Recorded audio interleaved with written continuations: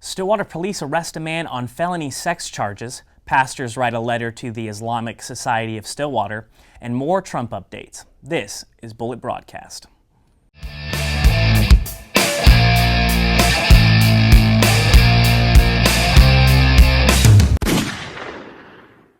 Hello and welcome back to another episode of Bullet Broadcast. I'm Sam Stockard. This week's top story, Stillwater police have arrested Quante Baker after police obtained a search warrant for lewd acts with a child under 16, a felony in Oklahoma. Last week, officers responded to 2 calls, both from young girls stating that a man was following them. Stillwater Police Department put out a statement on their Facebook page requesting anyone with any information to come forward. Within 24 hours, Stillwater PD obtained a warrant. Stillwater PD arrested Baker in Stillwater Wednesday morning, and he remains in police custody. Now for some political news. Senate confirmed Trump's pick for the head of the Environmental Protection Agency, Scott Pruitt, in a 52-56 vote. Pruitt is the Oklahoma Attorney General who has a history of suing the EPA, trying to block some of its environmental rules. Now that Pruitt has been approved, the president has someone who will, quote, get rid of the EPA in almost every form, unquote. On the topic of Trump administration, Kellyanne Conway, a White House advisor and spokesperson, has been pushed back from any television appearances in the recent week and near future. White House officials stated Conway was making statements that were at odds with the White House's official stance. A White House source said she was, quote, off message, unquote. It is unclear when or if Conway will be back on television to represent the Trump administration. In more local news, as a part of a group called Stillwater Community United, the Islamic Society of Stillwater is feeling support after travel bans and multiple attacks on the Muslim community. Reporter Alexis Winston has more.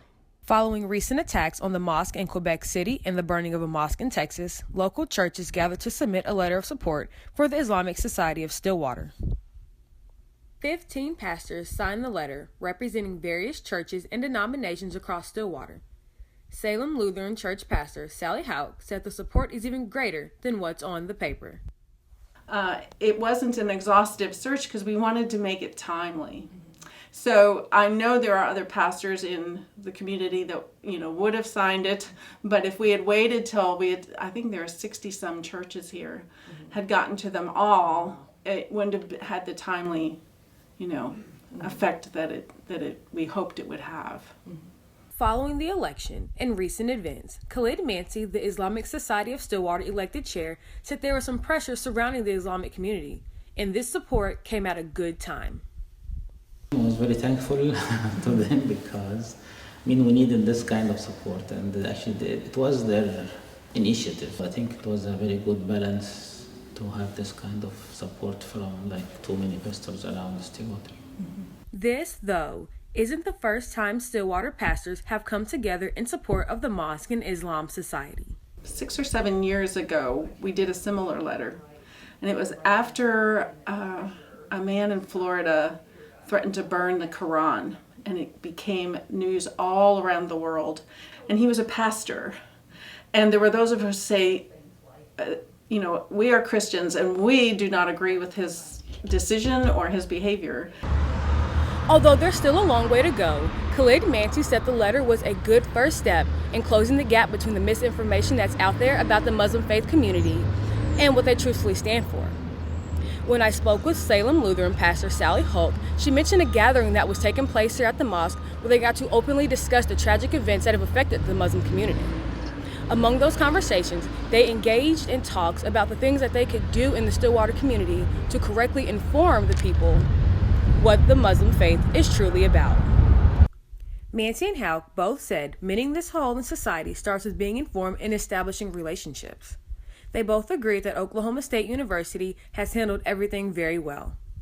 With Bullet Broadcast, Alexis Winston. If you would like to know more about the Islamic Society and Muslim faith, the mosque is located right off campus on the corner of Washington and West Connell. Services are held every Friday.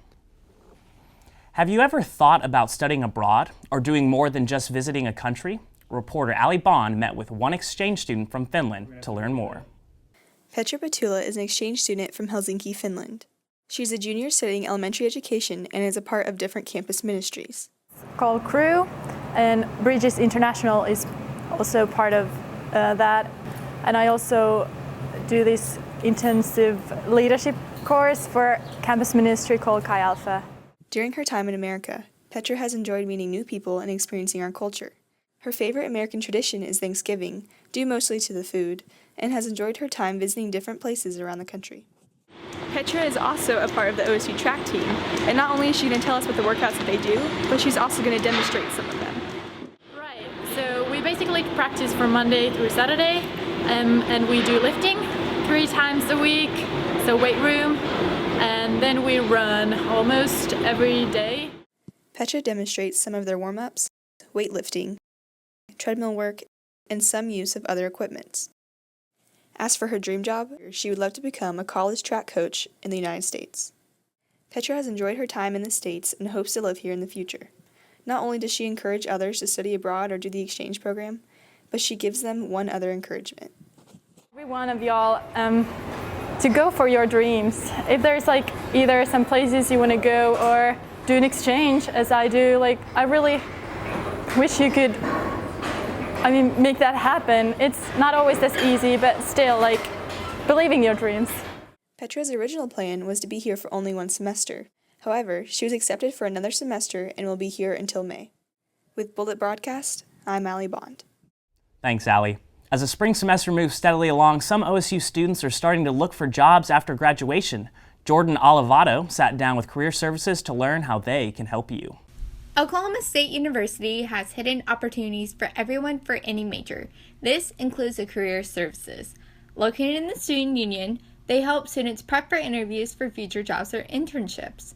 They also provide resume boosting, finding jobs, or career assessments. It's a service a freshman, sophomore, junior, senior, and also graduates can use.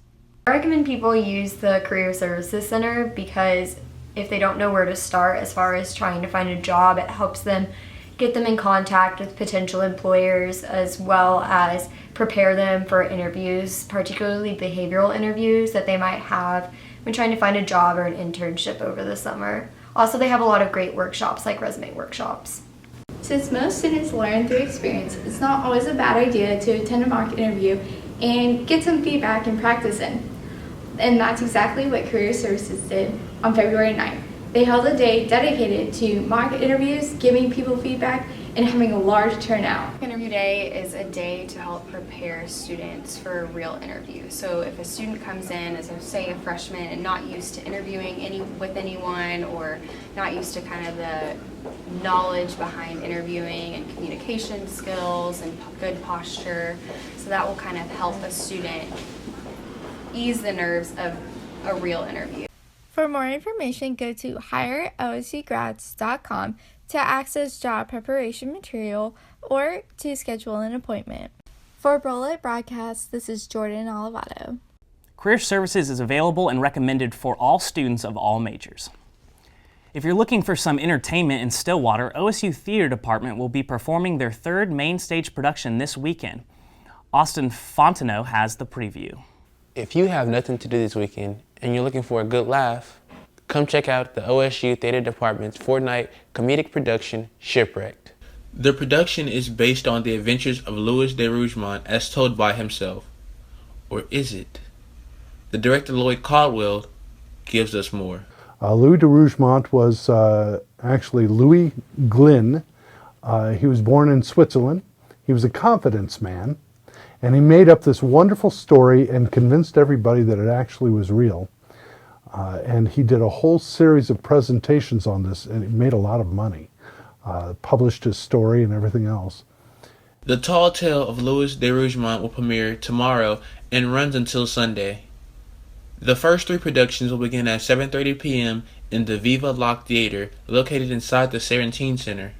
The last production, on Sunday, will begin at 2:30 p.m. in the same place. The theater department head, Andrew Kimbrough, sheds light on why they chose this particular production. We chose Shipwrecked because we thought it was just a really fun physical show. We've got a great director, Lloyd Caldwell, and one of Lloyd's strengths is physical comedy and clowning, and so we're going to see a lot of fun physical comedy in this particular show. It's a lot of high energy, We're going to see some acrobatics, people on stilts, doing gymnastics. Admission for students is $7 with a valid ID, $8 for seniors aged 65 or older, and $12 for general admission. So if you have a free night this weekend or Sunday afternoon, come check out the production and support the OSU Theater Department. This has been Austin Fontenot for Bullet Broadcast. Opening night for Shipwrecked is tonight, Thursday, February 23rd at 7:30 and will run through Sunday. General admission is $12. For more information on the show or to buy tickets, visit theater.okstate.edu. And now we join our sports reporter Montel Vidot for our sports update of the week. Montel? Thanks, Sam. Students of Oklahoma State University, viewers across the nation.